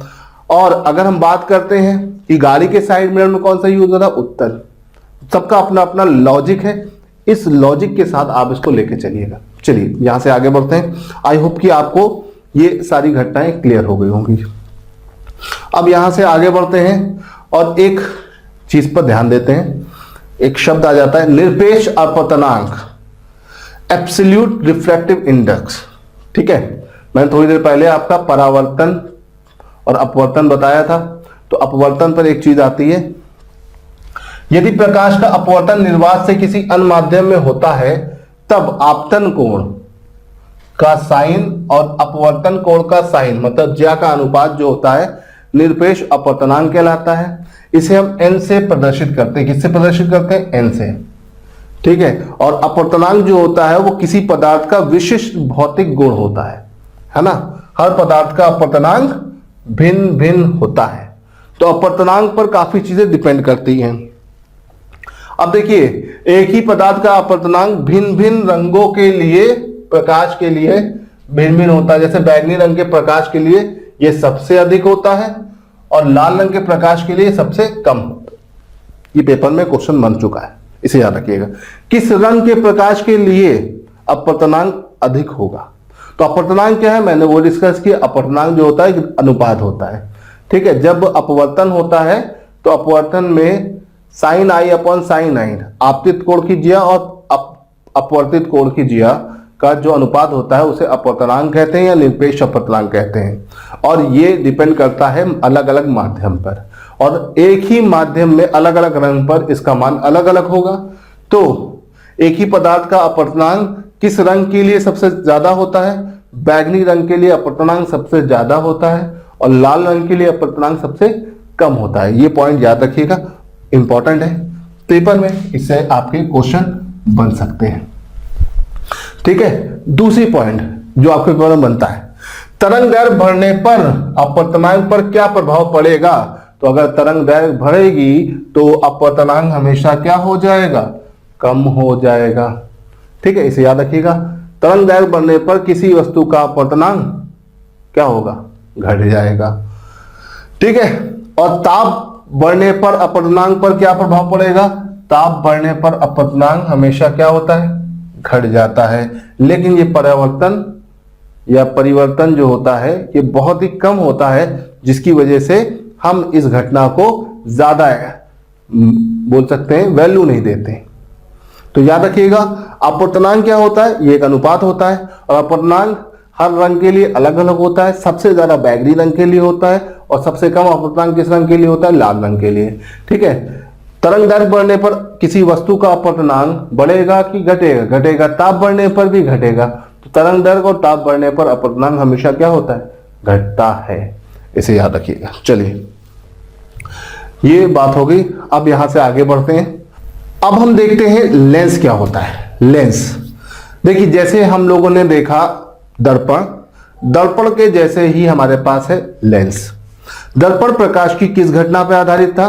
दर्पण प्रकाश के परावर्तन पे आधारित एक घटना पर था। ठीक है, लेकिन अगर हम लेंस की बात करेंगे तो लेंस प्रकाश के अपवर्तन पे आधारित होता है। तो इसे ध्यान रखिएगा, लेंस हमारे पास एक ऐसी युक्ति है जो प्रकाश के अपवर्तन पे आधारित होती है। अब अगर हम लेंस की बात करें तो कांच का एक टुकड़ा होता है। ठीक है, ये दो प्रकार के होते हैं। कितने प्रकार के होते हैं? दो, समतल लेंस और गोलीय लेंस। समतल लेंस की अगर हम बात करते हैं, किसके बारे में, समतल लेंस के बारे में अगर हम बात करते हैं, तो इसकी फोकस दूरी कितनी होती है भाई, इसकी फोकस दूरी होती है अनंत, और इसकी पावर कितनी होती है, 0 डायोप्टर। ठीक है, समतल लेंस की। समतल लेंस घरों में इस्तेमाल होता है, कांच जो आप देखते हैं ना वो सब समतल होता है। गॉगल्स बनाने में इस्तेमाल किया जाता है। विभिन्न प्रकार के जितने भी डेली लाइफ में जो सिंपल कांच यूज होते हैं पारदर्शी, वो सब आपके समतल लेंस के रूप में होते हैं। इसका ज्यादातर इस्तेमाल जो हमारे पास होता है वो गॉगल्स वगैरह बनाने में होता है। इसके अलावा अगर हम बात करते हैं तो इसका इस्तेमाल हम फोटोक्रोमेटिक लेंस बनाने में भी करते हैं। फोटोक्रोमेटिक लेंस जब धूप में आप निकलते हैं तो प्रकाश की पराबैंगनी किरणें पड़ने पर वो काले रंग में आ जाते हैं और आपकी आंख की सुरक्षा करते हैं पराबैंगनी किरणों से, तो उनको हम बोलते हैं फोटोक्रोमेटिक लेंस, है ना। इसको हम जब केमिस्ट्री पढ़ेंगे तो वहां कांच वाले चैप्टर में अच्छे से पढ़ेंगे, लेकिन फिलहाल मैं आपको एक होमवर्क क्वेश्चन दे रहा हूं, देखते हैं कितने लोग इसको कर पाते हैं।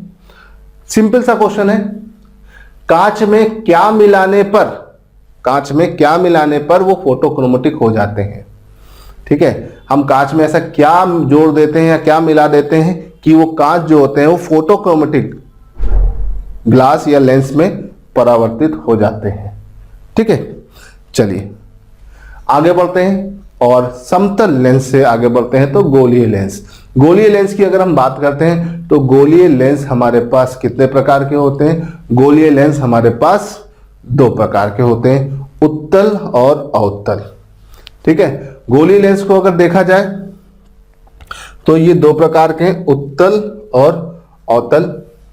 ठीक है, उत्तल लेंस कुछ इस तरह से होते हैं, जब इसमें प्रकाश पड़ता है तो वो एक बिंदु पर क्या होता है, संकेंद्रित हो जाता है। ठीक है, तो इसीलिए उत्तल लेंस के सामने किसी भी चीज को अगर रखोगे तो वो कैसी दिखाई देगी, बड़ी। कोई वस्तु अगर इसके सामने होगी तो बड़ी, मैग्नीफाइंग ग्लास देखा है तो वो चीजों को बड़ा कर देता है। इसका उल्टा अवतल, अवतल लेंस में क्या होता है, जब प्रकाश की किरणें इससे पास होती है तो वो विकेंद्रीकृत होती है। विकेंद्रीकृत होने का मतलब क्या है, फैल जाती है ना। तो ये प्रकाश की किरणों को फैला देता है, और जब किसी इसके सामने किसी वस्तु को रखोगे तो वो कैसी दिखाई देगी, छोटी। इसको ध्यान रखिएगा, इंपॉर्टेंट चीज है, ध्यान करने योग्य है, एग्जाम में इससे क्वेश्चन बन सकता है। ठीक, चलिए अब यहां से आगे बढ़ते हैं और हम देखते हैं कि उत्तल और अवतल लेंस का इस्तेमाल हम कहां पर करते हैं। देखिए, उत्तल अवतल लेंस की अगर हम बात करें तो ये विभिन्न प्रकार के दृष्टि दोषों को दूर करने के लिए किए जाते हैं। विभिन्न प्रकार के जो दृष्टि दोष होते हैं उनको दूर करने के लिए हम किसका इस्तेमाल करते हैं, उत्तल लेंस का और अवतल लेंस का। और ये दृष्टि दोष कौन कौन से होते हैं, चलिए उसको देख लेते हैं और समझ लेते हैं। ठीक, यहां पर जब हम दृष्टि दोषों की बात करते हैं तो हमारे पास 4 तरह के दृष्टि दोष है, मायोपिया, हाइपरमेट्रोपिया, रेस बायोपिया और एस्टिग्मेटिज्म। ये विभिन्न प्रकार के जो दृष्टि दोष हैं इनको हिंदी में निकट दृष्टि दोष, दूर दृष्टि दोष, जरा दृष्टि दोष और अबिंदुता कहते हैं। अब अगर हम बात करते हैं निकट दृष्टि दोष, किसी भी व्यक्ति को अगर निकट दृष्टि दोष होता है तो निकट दृष्टि दोष में कहां की चीजें नहीं दिखती हैं, निकट दृष्टि दोष में आपको दूर की चीजें नहीं दिखाई देती। कहां की चीजें नहीं दिखाई देती, दूर की चीजें नहीं दिखाई देती हैं, इसे याद रखिएगा, दूर की चीजें आपको नहीं दिखाई देगी। और अगर किसी व्यक्ति को यह दोष है तो उसे कौन सा लेंस इस्तेमाल करना चाहिए, अवतल लेंस। ठीक है, फिर हम बात करते हैं हाइपरमेट्रोपिया। हाइपरमेट्रोपिया मतलब इसे बोलते हैं दूर दृष्टि दोष। इस दूर दृष्टि दोष में व्यक्ति को कहां की चीज नहीं दिखाई देती, निकट की चीज नहीं दिखाई देती। और इसका इलाज करने के लिए हम कौन सा लेंस इस्तेमाल करते हैं, कॉन्वेक्स लेंस। अब क्वेश्चन ये अराइज होता है कि भैया देखो, मायोपिया मतलब निकट दृष्टि दोष, लेकिन दूर की चीजें नहीं दिखाई दे रही, तो हम इसे निकट दृष्टि दोष क्यों बोल रहे हैं। तो इसको लेकर एग्जाम में क्वेश्चन बनते हैं, है ना। इसको शॉर्ट साइटनेस क्यों बोलते हैं, तो इसका सीधा सीधा क्वेश्चन है जिसका जवाब आपको मिल जाएगा। यहां से क्वेश्चन 2 तरीके के बनते हैं।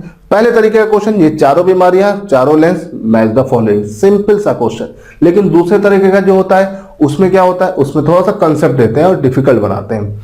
ठीक है, मायोपिया में होता क्या है, आमतौर पे आपकी इमेज रेटिना पे बनती है। कहां बनती है? आंख के रेटिना पे बनती है। और कैसी बनती? उल्टी बनती है और वास्तविक बनती है। लेकिन हमारा दिमाग क्या करता है, उसे सीधा कर देता है। हमारा दिमाग उसको क्या करता है? सीधा कर देता है। तो इमेज हमेशा कहां बनती है? रेटिना पर, और उल्टी बनती है, लेकिन दिमाग उसको सीधा कर देता है। लेकिन जब हमारे आंख के लेंस में प्रॉब्लम आती है, मतलब उसकी फ्लेक्सिबिलिटी घटती बढ़ती है, तो हमें मायोपिया होता है। और इमेज रेटिना पे ना बनकर उसके निकट पहले गिर गई तो क्या हो गई? शॉर्ट हो गई, निकट गिर गए, तो इसे हम बोलते हैं शॉर्ट साइटनेस। और जब व्यक्ति के सामने रेटिना पे प्रतिबिंब ना बनकर उससे शॉर्ट बन रहा है, तो उसको कहां की चीज नहीं दिखाई देगी? दूर की नहीं दिखाई देगी। तो इसमें ये कॉन्सेप्ट यही है। और इसके डायग्राम के थ्रू अगर आप इसे समझना चाहेंगे तो देखिए, ये मैं काट दूं, ये गलत लिखा हुआ है। अब देखिए यहां पर ये वाला जो है, दोनों डायग्राम में आप इसे आसानी से समझ सकते हैं और जान सकते हैं। देखो ये वाला जो है, ये पूरा मायोपिया का है। किसका है? मायोपिया का। इस डायग्राम को मैं थोड़ा सा जूम कर देता हूं ताकि आपको अच्छे से सब चीजें दिख जाए। जब किसी व्यक्ति को मायोपिया होता है तो क्या होता है? इमेज रेटिना पे ना बनके रेटिना से पहले गिर जाती है और व्यक्ति को दूर की चीजें नहीं दिखाई देती। जब हम अवतल लेंस का इस्तेमाल करते हैं, किस लेंस का इस्तेमाल करते हैं? अवतल लेंस का इस्तेमाल करते हैं, तब क्या होता है? तब अवतल लेंस का इस्तेमाल किया और प्रतिबिंब कहां बनने लगा? रेटिना में पूरी तरह से स्पष्ट दिखने लगा। तो क्या हो गया? इसका इलाज हो गया। तो एग्जाम में क्वेश्चन आ सकता है, जब प्रतिबिंब रेटिना से ना बनकर रेटिना के निकट गिरता है तो व्यक्ति को कहां की चीज नहीं दिखाई देती? पास की कि दूर की? तो आंसर होगा दूर की चीज नहीं दिखाई देती। दूसरा क्वेश्चन यहां पर जो टेक्निकल बन सकता है वही बनता है, जब रेटिना पे प्रतिबिंब ना बनकर उसके निकट गिरे तो व्यक्ति को जो दोष है उसका निवारण हेतु हम कौन से लेंस का इस्तेमाल कर सकते हैं? तो अवतल लेंस का। डायग्राम से दिख रहा है। इसका उल्टा आपका हाइपरमेट्रोपिया में होता है। हाइपरमेट्रोपिया में क्या होता है भाई? हाइपरमेट्रोपिया में इमेज रेटिना पे ना बनकर रेटिना के पीछे दूर जाके बनती है। इसे बोलते हैं दूर दृष्टि दोष। शॉर्ट साइटनेस नहीं, लॉन्ग साइटनेस, पीछे जाके बनती है। तो जब इमेज रेटिना पे ना बनकर रेटिना से पीछे जाके बनती है तो व्यक्ति को कहां की चीजें नहीं दिखाई देती है? पास की कि दूर की? तो भैया व्यक्ति को पास की चीजें नहीं दिखाई देती है। और इसका इलाज कैसे होता है? उत्तल लेंस से होता है। जैसे उत्तल लेंस लगाएंगे according to the required power, तो क्या होगा? इमेज रेटिना पे बन जाएगी और उसका निवारण हो जाएगा। बहुत आसान सी चीज है, आपको ये समझ में आ गया होगा। ठीक है, तो भैया इसमें मैंने जो बताया है ये बात क्लियर हो गई कि इसे निकट दृष्टि दोष भी बोलते हैं, इसे दूर दृष्टि दोष भी बोलते हैं, जबकि इसमें सारा काम उल्टा हो रहा है। अब आता है रेस बायोपिया। घर के जो बड़े बुजुर्ग होते हैं, दादा दादी, नाना नानी, उनको ना पास का दिखता है ना दूर का दिखता है, तो उनको कहलाता है जरा दृष्टि दोष। जरा दृष्टि दोष में क्या होता है? जरा दृष्टि दोष में व्यक्ति को ना पास का दिखाई देता है ना दूर का दिखाई देता है, और उसको ये प्रॉब्लम हो जाती है जिसको हम बोलते हैं रेस बायोपिया। रेस बायोपिया में हम बाइफोकल लेंस का इस्तेमाल करते हैं। किस तरह के लेंस का इस्तेमाल करते हैं? बाइफोकल, है ना, उत्तल अवतल या उभय उत्तल लेंस का इस्तेमाल करते हैं। अब इसमें कॉम्बिनेशन कैसा होता है, उस कॉम्बिनेशन को हम समझ लेते हैं जरा। देखो ये आपका कॉम्बिनेशन है, मैं थोड़ा सा इसको बड़ा करके दिखा देता हूं आपको ताकि आपको एकदम क्लियर हो जाए। ये देखिए ये कॉम्बिनेशन आपको दिख रहा होगा। ठीक, नीचे उत्तल लेंस लगते हैं, ऊपर अवतल लेंस लगता है ना। जब उनको पास की चीजें पेपर वगैरह पढ़ना है तो नीचे वाले से पढ़ लिया, टीवी भी देखना है तो ऊपर वाले से देख लिया। तो इससे क्या होता है? बाइफोकल लेंस का इस्तेमाल करके सारा काम हो जाता है। नीचे इसमें कौन सा लगता है? उत्तल, और ऊपर क्या लगता है? अवतल। पूछा जाता है कि जिस व्यक्ति को जरा दृष्टि दोष है तो उसमें लेंस कैसा लगेगा? नीचे क्या लगेगा? नीचे लगेगा उत्तल, और ऊपर कैसा लगेगा? अवतल। इसे ध्यान रखिएगा, इंपॉर्टेंट चीज है। ठीक, इसको ध्यान रखिएगा। इसके बाद हम आते हैं अगली प्रॉब्लम पे। अगली प्रॉब्लम जो होती है वो होती है एस्टिग्मेटिज्म। एस्टिग्मेटिज्म में क्या होता है? एस्टिग्मेटिज्म अबिंदुता। इसमें हमारा किसी भी वस्तु का हॉरिजॉन्टली तो एकदम क्लियर दिखाई देती है, लेकिन वर्टिकली किसी व्यक्ति की ऊंचाई या किसी वस्तु की गहराई हमें नहीं पता चलती है। 10 फीट ऊंचा बिल्डिंग है, हमको वो 5 फीट या 8 फीट की दिखाई देगी, सीधी नहीं दिखाई देगी। छोटी दिखाई देगी, या 10 फीट का गहरा गड्ढा है, आपको 2 फीट का गिरा दिखा, आपने उसे क्रॉस किया, गिर गए अंदर, मुंह हाथ टूट गया, तब पता चला ये बीमारी है। कौन सी? एस्टिग्मेटिज्म। इसमें क्या होता है? आपके आंख का कॉर्निया गड़बड़ होता है। इस बिंदु में क्या प्रॉब्लम होती है? आपके कॉर्निया में प्रॉब्लम होती है। आंख का जो कॉर्निया होता है पूरी तरह से गोल ना होने के कारण आपको यह समस्या मिलती है। इस समस्या में होता क्या है? आपका आंख का कॉर्निया गोल नहीं होता है, जिसकी वजह से यह प्रॉब्लम जनरेट होती है। इसको ध्यान रखिएगा। अब इसमें एक चीज आपका ध्यान रखने योग्य है, जो आपको ध्यान रखना है और जिस पर थोड़ा सा फोकस करना है, वो चीज क्या है? वो चीज ये कि इस बीमारी का इलाज क्या है? इस बीमारी का इलाज है सिलेंड्रिकल लेंस या बेलनाकार दर्पण। इसको देख लेते हैं, इसका डायग्राम क्या है और इसको हम कैसे समझ सकते हैं। देखिए, एस्टिग्मेटिज्म में क्या होता है या अबिंदुता में क्या होता है कि जब व्यक्ति को कोई भी वस्तु उसके सामने रखी है तो वो सीधी सीधी ना दिखकर छोटी दिखाई देती है, तिरछी दिखाई देती है, टेढ़ी दिखाई देती है। तिरछी मतलब उसकी हाइट कम दिखाई देती है ना।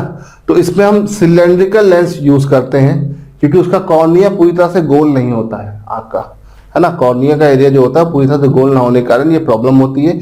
तो उसी हिसाब से, जिस हिसाब से उसका कॉर्निया को रिक्वायर्ड होगा, उसी हिसाब से सिलेंड्रिकल या बेलनाकार दर्पण का इस्तेमाल करके हम उसके प्रतिबिंब को सीधा करने की कोशिश करते हैं और व्यक्ति की ऊंचाई या गहराई एकदम ओरिजिनल पता चल जाती है। ऐसा इसमें ऐसा होता है, इसे याद रखिएगा, ठीक है। तो दृष्टि दोषों में ये 4 बीमारियां बहुत पूछी जाती है और एक बीमारी कलर ब्लाइंडनेस है। कलर ब्लाइंडनेस जो होती है, आपकी आंख के अंदर 2 चीजें पाई जाती हैं। आपके आंख के अंदर रॉड्स होती हैं और कोन्स होती हैं। आपकी जो नेत्र होती है, नेत्र के अंदर शंकु होते हैं, है ना। जो आपकी आंख होती है, आई होती है, उसमें रॉड्स होते हैं और कोन्स होते हैं। शंकु होते हैं, कंदराएं होती हैं या शलाकाएं होती हैं, जो भी आप मान लीजिए। रॉड्स का काम क्या होता है? रात में देखने की क्षमता विकसित करना। और कोन्स का काम क्या होता है? कलर की पहचान करना, जो रंग बिरंगे कलर आप पहचानते हो। उल्लू की आंख में सिर्फ रॉड पाए जाते हैं। रॉड पाए जाने की वजह से उल्लू सिर्फ रात में देख सकता है, दिन में नहीं देख सकता है। मुर्गे की आंख में सिर्फ कोन पाए जाते हैं। मुर्गा रात में दिखता है नहीं, सुबह होती है फिर वो बांग दे देता है, देखो मुझे दिख गया। क्यों? क्योंकि उसको सुबह दिखने लगता है। ठीक, हमारी आंख में दोनों है। जब हमारी आंख के रॉड्स में प्रॉब्लम होती है तो हमें रात में देखने में दिक्कत होती है, तो इस बीमारी को बोलते हैं नाइट ब्लाइंडनेस या रथौंधी। विटामिन ए की कमी से होती है। इसी तरह से जब आपके आंख के कोन में प्रॉब्लम होती है तो आप कलर की पहचान नहीं कर पाते हो, तो उस बीमारी को क्या बोलते हैं? कलर ब्लाइंडनेस या वर्णांधता। वर्णांधता एक जेनेटिक डिसऑर्डर या अनुवांशिक बीमारियां होती है ना। तो इसके बारे में हम बायोलॉजी में देख सकते हैं, वहां पे पढ़ सकते हैं। वर्णांधता का एक पैटर्न होता है, जिस पैटर्न को आपको समझने की जरूरत है। फिलहाल वो उस पैटर्न को हम वहां पर समझ लेंगे। ये आप याद रखिएगा, कलर ब्लाइंडनेस या वर्णांधता जो होती है आंख के शंकु से संबंधित प्रॉब्लम होती है और इसमें रेड और ग्रीन कलर आपको नहीं दिखाई देते। और दूसरा होता है नाइट ब्लाइंडनेस। ये विटामिन ए की कमी से होने वाली बीमारी है जो आपकी आंख की रॉड को प्रॉब्लम करती है, उसे ध्यान रखिएगा। तो गाइस देखिए, ये तो बात हो गई किसके बारे में? ये बात हो गई आपके मिरर और लेंस के बारे में। हमने प्रकाश की एक प्रकृति को देखा, तरंग प्रकृति को, और तरंग प्रकृति पे आधारित 2 घटनाओं को यहां पर हमने विस्तार में समझा, एक परावर्तन, एक अपवर्तन। अब अगली क्लास में हम प्रकाश की अन्य घटनाएं मतलब जैसे कि पूर्णांतिक परावर्तन हो गया, ठीक है, ध्रुवीकरण हो गया, विवर्तन हो गया, इन सब को देखते जाएंगे और समझते जाएंगे। आई होप कि आपको क्लास समझ में आ गई होगी। हम यहां पर अब इस क्लास को एंड करते हैं। अगली क्लास में हम इसी के आगे कुछ और टॉपिक को बढ़ाते जाएंगे, पिछले टॉपिक्स को जोड़कर आगे के टॉपिक्स को कवर करते हुए चलेंगे। चलिए आज के इस टॉपिक को हम यहाँ पे एंड कर दें दोस्तों। Thank you so much.